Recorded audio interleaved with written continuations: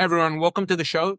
Today we are going to be discussing a very contentious, very important issue that faces our community, the Shidduch crisis involving, the age of dating and how it impacts everybody's ability to get married. Something very close to the Jewish community, but I actually think it's a topic that is provides a lot of insight to generalized community problem solving. So I think it's worthwhile to listen regardless. I know this topic will bring up a lot of emotions for a lot of people. We entered into the good faith, and we are certainly willing to, will welcome on the show anybody who disagrees with what we say, anybody who wants to correct the record, anybody who feels Dr. Sokol got some things wrong. I'm sure he would be very happy to hear that, and we'd be happy to have you on the show. Speaking of other contentious issues, the World Zionist Organization is holding its elections, and there's a big debate in the Haredi world about whether it's appropriate to join an organization called Eretz HaKodesh,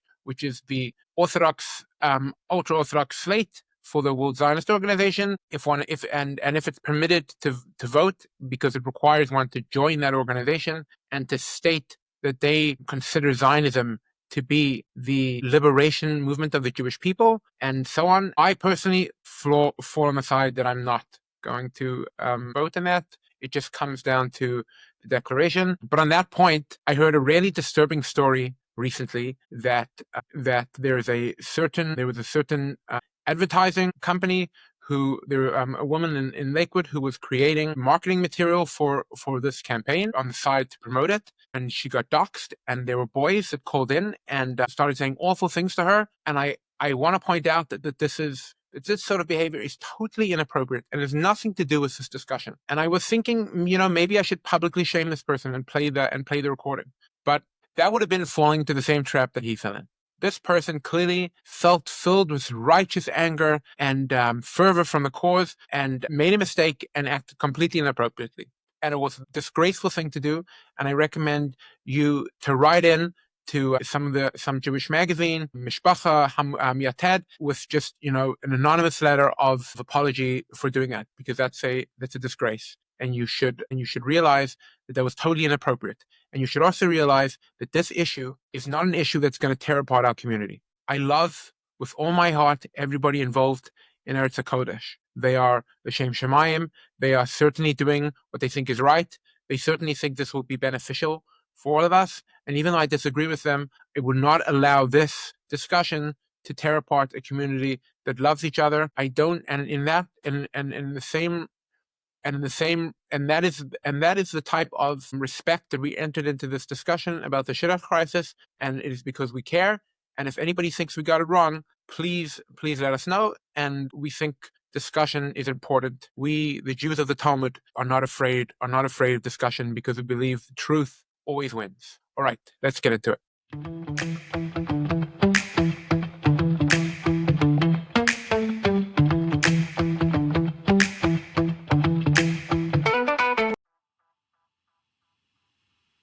Hi everyone, welcome to back to the Walter Shub Show. I have with me my good friend Dr. Yosef Sokol. We're here to discuss the Shidduch crisis and his new book, Becoming Godly. Welcome, Yosef. Tell us a little bit about yourself before we get into it. Sure. So I have the unusual pleasure of being here as both my role as a researcher psychologist and my role as a Orthodox from Jew. I have both backgrounds. I have a PhD in clinical psychology. I'm a researcher for the Department of Veteran Affairs. And also, I am a member of the Jewish community and as part of that, I've done research in the Jewish community. And we're going to be talking about the Shidduchim. I've done a study about that has kind of made some waves. I think it was an important way to learn about our community. Also, that I have this Sefer book that I've written that kind of also joins together that I have these two worlds that I would like to be part of. Researcher, psychologist, and also from Jew, and how to understand Torah and psychology together. So I get to be both rabbi and doctor. It's one of the few enjoyable circumstances I can pull that off. That's awesome. I feel humbled by all the work you've done since we last spoke. So I just want to give a little introduction into what the Shidduch crisis is. Not all of our listeners are part of the Jewish community. I think it's a good example of to be generalized into understanding a problem, and then to understand like what the solutions could be to a problem. And I think it's important to always correctly diagnose a problem and then correctly see what the solution could be and what unintended consequences could be. So the Shidduch crisis is back in the news. In Mishpacha magazine ran an article on it. And so I just want to give a short introduction into the theory here. The idea is something like this. And you'll correct me if I'm wrong, but the idea goes something like this: that in every year there's, say, 50% boys born, 50% girls born, about. So the way Jewish boys traditionally would date in the yeshiva system is they'll go to Israel for a few years after high school, and then they will return to America to start dating, which creates where the girls will go spend maybe 1 year in seminary after high school, and so when they enter the dating pool, they're entering at a different age. So what you have is an age gap. So you have, say, like 24-year-old boys dating all the way down, and girls only dating older. So the boys have a much bigger pool, and the pool, because boys are not dating the girls of their age, and the population is increasing, so you're always going to have an imbalance. And that's created a situation where good girls, for them, are not getting dates, and they're not getting married, and it's caused a tremendous heartache in the community, and also created a big an underlying resentment of inequality, because in these sort of situations, what ends up happening is the people with or the most name recognition get the most options. Now, obviously, that's true generally in economics, but when you feel like people are getting left out, that can be very heartbreaking. So this always struck me slightly as something a little bit strange, because I don't think there's ever been a time in human history where it's been uncommon for boys to date younger. I think so that this should be a new problem is very surprising, and that this should be unique to like America's new problem. And so Yosef did an amazing study on this, and so Yosef, can you explain to us where that theory starts to run into problems? Sure. So the theory makes a lot of sense mathematically, which I think why it's very appealing to people. There are a few issues though when it comes to reality. One is that the theory assumes certain numbers, something like the amount of years in between men getting married and women getting married, the age gap, so the gender gap in marriage of age. People talk about it something like a 3 or 4 year difference, and that's just a number that you could empirically check. Also, how fast the population is growing. In other words, the system that mathematical model assumes certain numbers that are just empirically questionable, and that it could be going wrong just because of that. So what do you elaborate on that? What do you mean they're questionable, those numbers? So let me give you an example. People often say that the math here is that the gender gap in age, let's say it's from the sake of argument, let's say it's 4 years apart. And let's say our population is growing 4% every year. You get 4 times 4, that's 16. That would be, if this was all true, then 16% available more women than men, which would be an enormous problem. There's 2 possible flaws there. One, some of those numbers could be wrong. Either maybe it's not population growth of 4% per year, or the actual gap in age between men and women who get married is not 4 years. That's one area that could be flawed. Another area that could be flawed is it true that there's an exactly equal amount of men and women actually born every year? It turns out that globally, usually approximately 5% of boys are more born per year. In other words, on average, it's not 50-50. People just assume that you have an equal probability of having a boy and a girl. That's actually not true. It depends on where in the globe exactly how different it is, but it's pretty clear universally more boys are born than girls. So you have 3 different numbers here. 1, how much the population is growing. 2, the actual gap in gender in age of marriage between the couple. And 3, how many more boys are born than girls. All of these are empirical questions. And if you change any one of them, that changes how the mathematical game is going to play out. But there's another factor too, that this assumes the system stays stable and is all consistent in itself. But the reality is our community is, we connect with other communities. Shiva Orthodox people marry mono-Orthodox people marry Hasidim, and sometimes people leave the system, or other people enter the system. That little mathematical model doesn't take into account anything about that kind of the gritty reality on the ground, where things don't just follow these two numbers and everything is done. Like a question where this might go wrong. It turns out that it actually seems to have gone wrong in some of those numbers. Just for example, some people say there's a 4-year gap between men and women in marriage, and sometimes, yes, there is that gap, but it turns out if you actually check, and I have some, I don't know, 5,000 people, that the actual gap for Yeshiva Orthodox people is like 2.1 years. And you might say, well, still, that's a gap. But if you have that problem, then let's say it's not actually 4% age growth. Some of the more recent numbers are suggesting 3 or even less. And and you take into account that more boys are born than girls, it could be that a lot of this mathematical model kind of just vanishes. So when you say could be, what were your findings? Yes. So I didn't study this mathematical model per se. That was not what I was focusing on. I focused on the other way around. I said people are claiming there is a crisis, meaning that girls aren't getting married and boys are getting married, essentially. And I said, sorry, let me interrupt you. I just want to break that down because it took me a while I was debating with people on Shabbos, and I figured out an important way to say this. The mathematical model presented by the people that believe in the Shidduch crisis should make some predictions. Meaning, like, if I put forward a scientific theory and I say gravity exists, so I have to say one of the consequences of gravity will be that the apple falls on the ground, and then if the apple hovers in the air, so then my prediction is incorrect.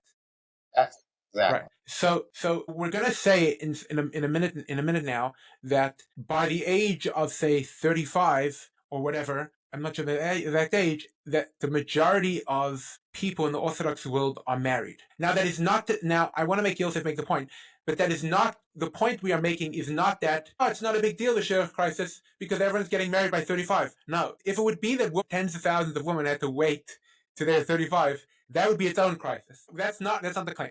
The claim is that, and I'll let Yosef speak it up, but the claim is that the prediction of this mathematical turns out to be incorrect. But please And that's take really important because, and I'll talk about like how we develop this. But if you have a certain theory and you try to create a solution based on that theory, and that theory is incorrect, that's a big deal because your solution may not be correct either. So there's this mathematical theory as an excellent way of saying that theory should create hypotheses. This is how we work in science. A theory creates a hypothesis and you test the hypothesis. What I did essentially is test the hypothesis. I wanted to see if it's really true that, let's say people are claiming that 20% of girls, some people are even claiming, will never get married. I wanted to say, and more boys than girls than boys, I was like, is that true? The facts on the ground, is it true that there are simply not enough guys for these girls to getting married too? If so, then when we look at the numbers, we should see that there's a huge gap between the number of boys and girls who are getting married by 20, 30, 40, and so on. Short answer is it's taking people a lot longer to get married than they want. But it's true for both men and women.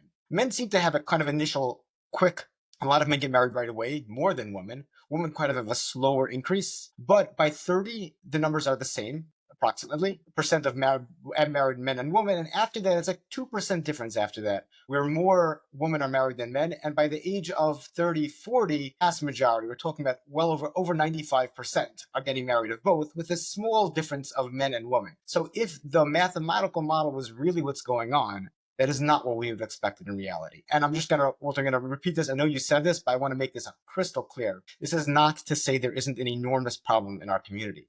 There is. There's so many people in pain. There's so many people who are not married and want to be married. That is a huge problem. And if you mistakenly understand what the problem is causing it and what the problem actually is on the ground, then that could lead to maybe not the best way of learning how to help the problem. Right. And this is a type of thing that happens in society a lot. I remember at the beginning of COVID that they were shutting down any discussion about ventilators, and then a couple of courageous doctors like pointed out that the ventilators were killing people. It wasn't, and they were not assisting. And so this big obsession of getting more ventilators to New York State, they just sat empty. When what would have been much better was figuring out a way to stop nursing homes from turning into raging fires. So when you misdiagnose a problem, you misallocate resources, and it's not like we're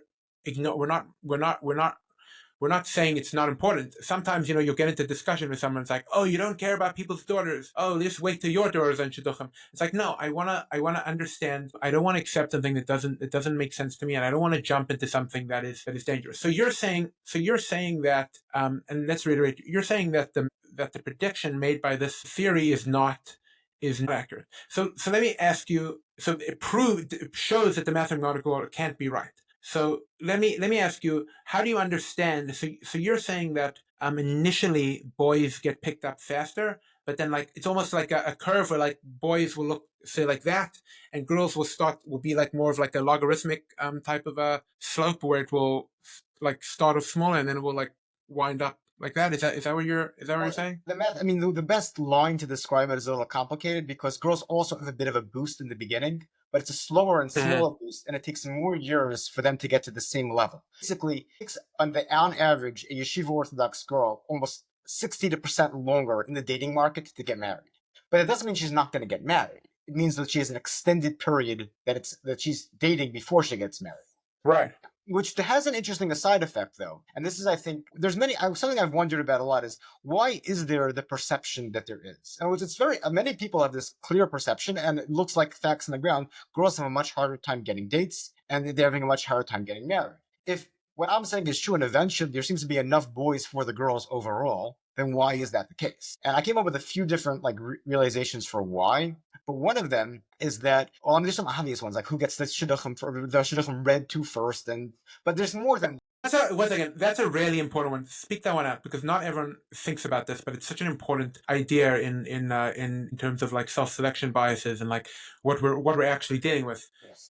Say that. Speak this one out because it's really not obvious to most people. Sure. Let's say I get a shipment of apples and I select the best apple out of 100. I have this huge selection. I select an apple that I'm going to decide to have for my lunch. And then that apple is now given to somebody else who didn't have that selection. So they went for an apple with no apples. They don't have anything in front of them. Yeah, well, at the end they see one apple. The first person who got the big selection and ends up only selecting one, in practice is only dating the same number as that other people. They're only getting one apple. But since they got so many apples to begin with, for the psychological perceptions that they have a surfeit of apples are eating for lunch, when the reality is both eat Right. one apple for lunch. That's Right. one way to think of it. And just to simplify that a little bit more, for in traditionally in the shidduch in the dating world, the shidduch world, so the boy often gets the suggestion first, and then the if the boy says yes, then the girl gets a suggestion. This is a very good thing because boys in general feel like handle that sort of rejection maybe better than girls and whatever. I'm not even maybe not, but it's important to realize that there's a huge difference over here because a boy is receiving a hypothetical date and a girl is receiving an actual date. So it's not like, it's like someone can be on LinkedIn and receive like a ton of recruiter in mail, but none of those are jobs until someone like hands them a contract. And the only thing that they're after is the job. So it's not right. You're not looking for, not looking for money. I was when I was in Shidduchim. So I come from South Africa. I'm a Yosem. I come from a less of a traditional background. And I remember I was talking to Rabbi Ratsky, and I was like saying like, is this going to be a problem for me? So he's like, this might be a problem for 9 out of 10 families, but you are only looking for one, so that's fine. And I was like, it was such a good chizuk that was like, you need to find the one for you. You don't need a million. The thing is, do you really want to be looking through 1,000 resumes? Right, If somebody right, could do that for you, that would be helpful. The problem right. is, though, if there's any other issues, any type of imbalance or anything else, this is going to majorly exacerbate the perception of. Sure. So again, so that's the one. What are some of the less obvious things? Sure. So another one is, in our society, it's much perceived as much more problematic for a girl not to be married by the age of 25 than a boy. And in psychology, we know that whatever is seen as a problem is seen as more prevalent, even if the incidence rates are the same. It's called the base rate fallacy. There's all sorts of psychological things that come into play. One really famous example is, like when that plane crashed like a couple months ago, and suddenly there was like there's so many planes are crashing, but then some scientists decided, I'm going to check. And it turns out that period of time had less plane crashes than usual. But when we think about like commonality, we go to what our minds remember. And since girls, unfortunately, are in a great deal of pain and people are worried about them, we're going to notice them a lot more. If you actually ask a lot of people, think about your extended family and how many single boys and girls, sometimes a lot of people say there's more single boys. But if that's only if they count them. If you just say for a moment there is a bigger problem for boys or girls, they often first say girls when you have them count them. They're almost like surprised. Oh, actually, yeah, but then they have explanations. That guy, the reason is this. That guy, the reason is that. And those are all maybe true. In terms of numbers wise, that's another. So that's a second thing. And I remember when I was in Shidduchim, there were a lot of boys. There were a lot of boys that were struggling in Shidduchim. You know, the type of guy that's not so like out there, or the type of guy that's a little more quiet. And I think it's similar, like in a way, like in America right now, they almost have a crisis of masculinity, and like a crisis of like the men are in crisis, like not getting college educated, they're having a hard time getting jobs, they're falling behind a little bit. And a lot of people say, yeah, men are doing fine, and that's very dismissive, because there are lots and lots of established men that are doing fine. But surely a better strategy would be try to lift up everyone. Yes. In terms of so now so Yeah. I'm going to add one final explanation, and then yeah, there's the other yeah, ones. yeah. I'll So add one more because I think this is something that people don't realize and don't talk about. please go as long as you want. I want to hear this. There's a difference between the marriage age gap and shidduchim age gap. In other words, a couple, once they actually get married, have a difference in how old the man and the woman is. Let's say call that, for the sake of argument, 2, because that's what I found in my study. That doesn't mean, though, they both entered the shidduch system 2 years apart. It doesn't mean that the shidduch entering gap is the same. And that may not sound like a big difference, but that means there's two separate mathematical models that are going on here. There could be a bigger shidduch system gap in available boys and girls, even if eventually the marriage age gap is smaller, so there are enough people to eventually get married. So if there's a bigger gap in the beginning when people enter, that means essentially girls are going to be waiting in line, which is actually what you kind of find. It takes longer on average for girls to get married. It's as though there's like a system that eventually works, kind of goes down the path. Only a few people can go into this tunnel at a time, so there's kind of a backlog of girls. But because they enter the shidduch system earlier, but eventually there are enough boys in this market who enter later to get married. So that can help also explain why there's this perception that there's a crisis where girls are not getting married, even if eventually people are getting married. Right. Now, I certainly think that it would be a worthy goal to get girls married at the age that they want to get married, because I think the desire to get married and starting a family is a wonderful thing. And I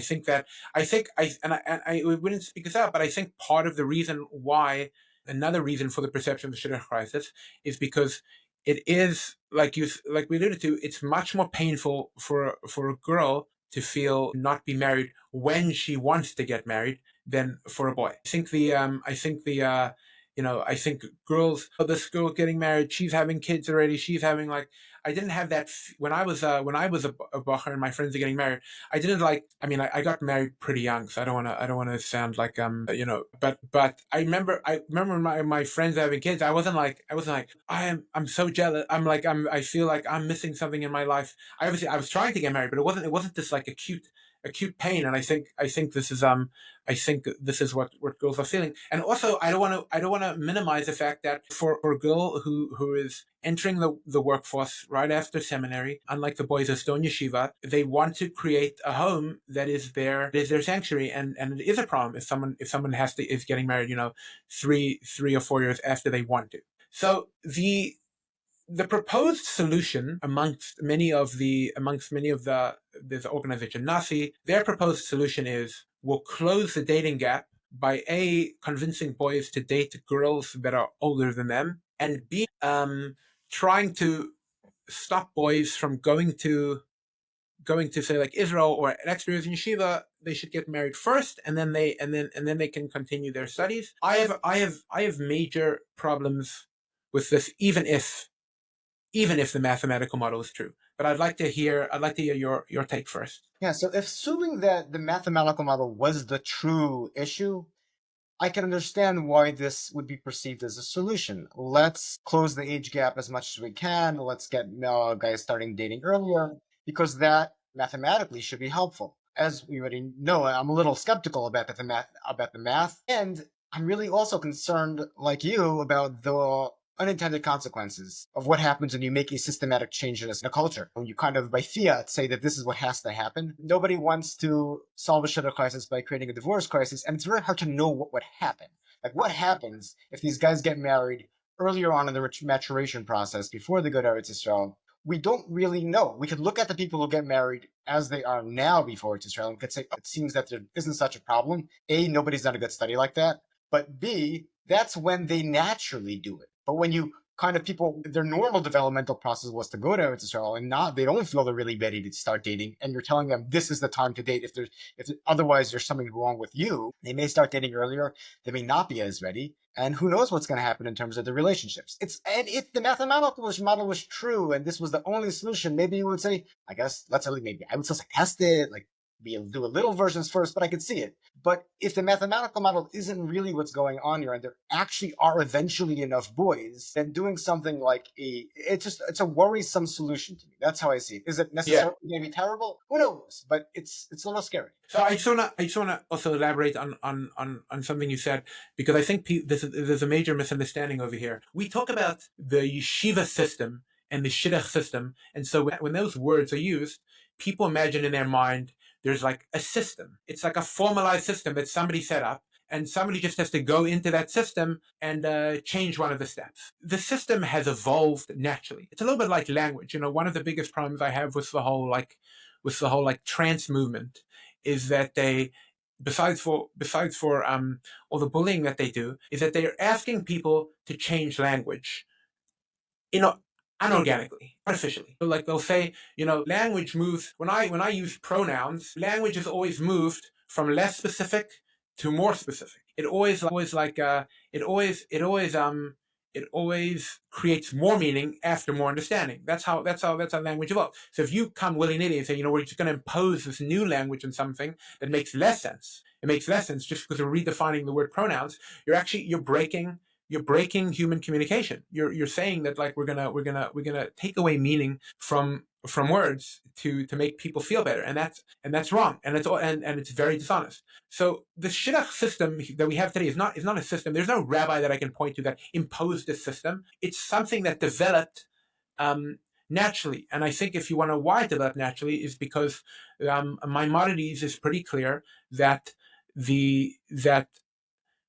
once someone gets married, the time that they can devote to studying, to learning is qualitatively very different. Now, I don't want to minimize that learning. I learned in Kollel for a long time, and it was something very beautiful about that experience. But the days of me, is staying up till 2 o'clock in the morning over Rashba were over. I'm saying there wasn't, you have responsibilities, you have kids, you have to be home, you have someone to answer to. So there is something in the masculine psyche of being able to spread your wings, being on your own, going to Israel, spending 2 years away from your parents. I think that is enormously beneficial. And if you're going to come and say, well, we now just going to impose a new system, what you're doing is you're not imposing a new system. What you're doing is imposing a system, a non-organic system. And like Colin Powell said to George Bush when he wanted to invade Iraq, if you break it, you bought it.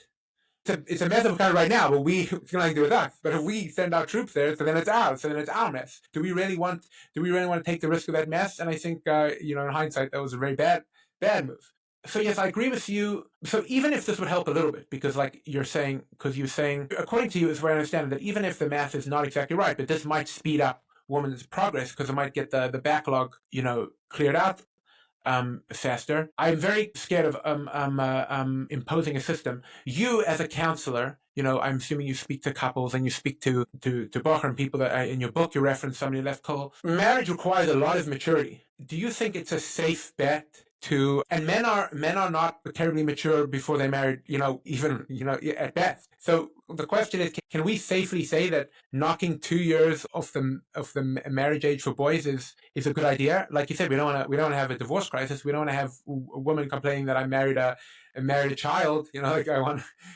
Yeah.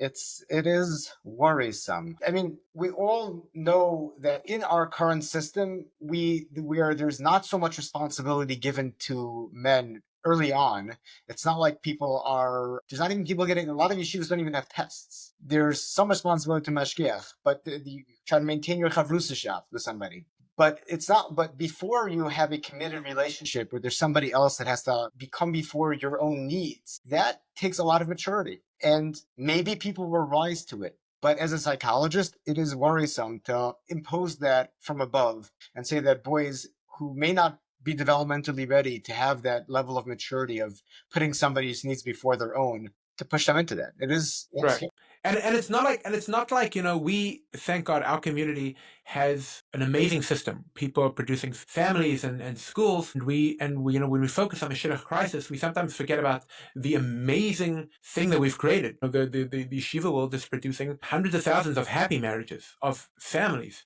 In the last few decades, there has been an increase of divorces. So before we start messing with the system, we want to find out like what's really working and why that's working, and why is there an increase in divorces? Because if we find that it's related to um, maturity of boys or whatever, then we don't want to increase it. Now I'm open to the opposite. By the way, I'm open to the idea that maybe the reason increase in divorces is because boys are exposed too much, and they're too long without a female relationship, and maybe getting married younger would be better. And there's some indications in the Gemara to that. Like Rabbi Yehuda said that getting married will really help fighting the inclinations. But that being said, you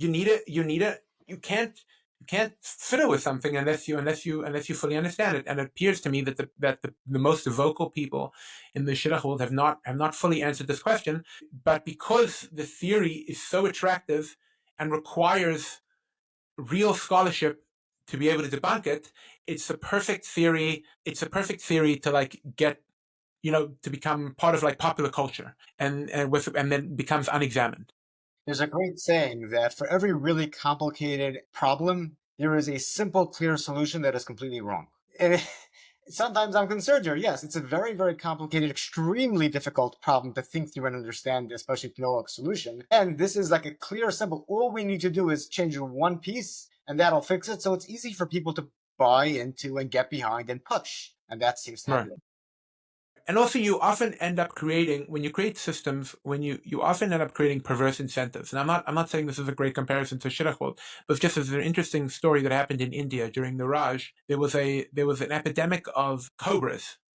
So they created a bounty. Anybody who brings in a dead cobra will get X amount of rupees. Can you guess what happened? Yeah, people started breeding cobras because they were getting paid to provide a dead one, and that only exacerbated the crisis. And when the Raj eventually figured it out, they stopped the bounty, and they just had more cobras than they were to begin with. So there's cats rolling around all over Yerushalayim because someone thought they would deal with some mice, and now you have a bigger problem. So if you create a system where like boys are getting, there's a lot of knock-on effects from that. All the shadchanim would have to change the way they're doing business. They have to learn how to speak to people differently. It's not just, there's never just one lever. And you're saying a simple solution sounds so attractive because it isolates one variable that everyone can focus on. People are more complicated than that. Yeah, and then the result is people have a tremendous emotional push to do something because it is a crisis. There's a lot of people in pain. But the result then is that when we have such an emotional push, as psychologists, that's the time we need to slow down. Because if you have something really emotional and you make emotional decisions, they're often not the ones that you would make most when you're rational. And I remember, like, after my research came out, I got some really angry phone calls and emails saying that you don't care enough about these girls. That's why you're saying this. And it was genuinely offensive. The reason why I am doing this is because I actually care about them enough to want to help them the best possible way. And therefore, to do that, we have to actually figure out how to help them. That was a And lesson. enough to really understand the problem. And you care about them enough to really understand the problem, and that's really important. Not to say that other people don't, but And that leads to, I'm not saying that I have the solution, but if what I'm saying, the study was right, and again, it's one study, maybe it's wrong, I don't know, but it's a study, and as of now, I haven't seen another study that was as strong as it that contradicted it, then if there are actually end up being pretty much enough boys and girls, that suggests a whole nother solution. We need to do something maybe even much more difficult than changing this one when people get married, but figure out how to teach people how to have relationships, how to date in a way that are mature enough to connect with other people and commit to them, how to find people that are actually going to have good marriages with, how to look for the qualities that are suitable to develop a relationship with this person. That type of training, that type of maybe even changing some of our educational system to prepare people better for that. That would help girls, but it would also help boys who are also not getting married. And that's, I think, a harder solution. And that, if we follow the mathematical model here, which may or may not be right, will probably take the emphasis off of this other thing that we really could work on. And all the boys out there, this is not going to help, right? There's a lot of, according to my research, and everybody knows, there's a lot of boys who are not getting married, and some of them are even leaving our system and going off the derech or leaving it, because if you're not married in our system after you leave yeshiva, it's very, very hard. This is kind of ignoring all of that. And I think a better solution would be something that, first of all, took into account the facts on the ground that the vast majority of people eventually get married. Looks like there are numbers wise enough, and figured out a better way to help people get married earlier on in the system. That's kind of, but yeah, and that's probably not going to be the focus now. So yeah, that's an excellent point. Something I was thinking about, I thought about a lot in Shidduchim, was I had a couple of friends who were maybe more quiet and not like brilliant in learning, but some of them were like excellent balei midos. They had great character traits. They were good. They were kind. They were very giving. And I was thinking to myself, this Shidduch market is upside down because somebody has is not pointing at the most valuable traits over here. If we're in a shidduch world where I know of some girls, older singles, who don't have a hard time getting dates. They come from families that are not very wealthy and not very, don't have a lot of name recognition. But as a married person, I know that the most important thing is is this a nice person? Is this a good person? Is this someone that has strong beliefs? Is this somebody that is going to be a good mother, a calm mother? These things are way more important than some of the perceived things. And part of the solution to the shidduch crisis is to re-up our values and talk about like what's important in marriage and what one should look for. So I think part of the solution is trying to understand what's trying to educate people into what's important in marriage and really trying to focus on what you're looking for and maybe broaden the pool of people you to look at and focus on what's important. And I think like a lot of things in our society is that many of those were assumed to come from the home. There's a healthy home, marriage of two parents, and so people would know what's important in a marriage. But I think with like a lot of things, we should not rely on that. And maybe mashgichim and should talk about it more. I remember we had a shmooze about shidduchim right before we went to shidduchim by Rabbi Jacobs in Beis Medrash Gavoha. It's a fantastic shmooze. But it made me think maybe we should have had more of those, so that we have the right values. Because by the time you get to that stage, you're like already, many of your values and perceptions of dating and marriage have already been formed. And so this is something I think to talk about. And again, we are not obligated to have a solution to point out that another solution won't work and be damaging. It is worthwhile to stop a bad solution from going into force, even if you don't have a better one. And this is something that like from the Talmud, something I got a big chizuk out of, this idea of, and I speak about a lot in the show, is the idea of shevel taseh arif, which means in English, sit and do nothing is better. And often sitting and do nothing is better is certainly preferable than damaging things. So I think that's the topic on. I think that's we've discussed most of it. I just want to add one last thing, if you don't mind. First of all, sure. Reinforce that Sheviat Pasa Adif. I have a friend of mine who's was in the military, and I talked to him recently about what to do during fog of war. What do you do when you don't really know what's going on? And he said that the military doctrine, the first thing is don't do anything. Like, beware of taking big actions when you don't know what's going on. I wish the military would actually keep that rule. Sometimes honor. No, I think the politicians don't keep the rule, but anyway. The military itself sometimes is a lot better organized than the people who tell the military what to do. Well, one last thought then is like another just solution that I think we could work on regardless is that in our system, there's very little intergender communication. Guys don't grow up talking to girls out of their family, usually, or at least not very enough to know how to do it in a very natural way. And we'll kind of throw them into the dating and assume that, oh, everybody will just figure it out. Boys and girls who haven't been allowed to talk to each other are suddenly just going to know how to do it. And it turns out most people actually can sort of do it well enough, but a lot of people have a lot of trouble with it. And that is definitely, as a psychologist, I see that. I just was talking to somebody who was dating. I asked him like what happened on the date before it didn't work, and he was saying he doesn't know. He sounded like he was making a very good impression. He was telling her about all the amazing things that he's working on, and how he thinks he's got a promotion at his work, and how amazing that is. And he didn't ask her questions about herself. He didn't know, like, there was so little understanding of how to actually impress somebody, which is not about talking about yourself, how amazing you are, but actually focusing on them, and they will want to know about you, and you can answer some questions. Like, there's a lot of just lack of raw knowledge that can come from just general over time being around the other gender. And obviously, I'm not saying I don't support our system, I do, but we need to take into account that even a perfect system can have downstream effects that we need to be able to make sure don't lead to other problems. Yeah, it's an interesting. I sometimes contrast with the Hasidic system. I remember I had a friend in BMG who went out with a girl 3 times and got engaged. So I joked to him, "It's irresponsible. You need to date a few more times." So he said to me, "What do you mean the Hasidim get married after 2 dates?" So I said, "You're completely misunderstanding the situation.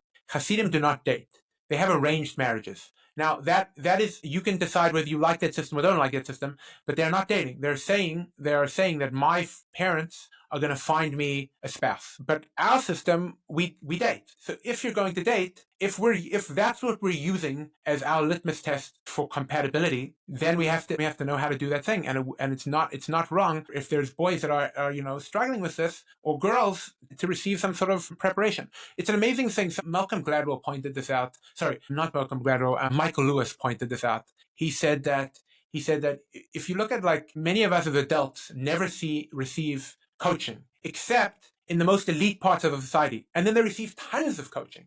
Like, you look at, like, the best basketball players in the world, and you're like, wow, they're so good at the game. That guy is drilled by a professional every single day to make sure to minutely tweak his shot. And much of us in our life, day to day, we get very little support, very little coaching in areas that we could benefit from. Not in terms of, like, digging up problems with your childhood parts, which is a worthwhile goal. I'm not saying that isn't.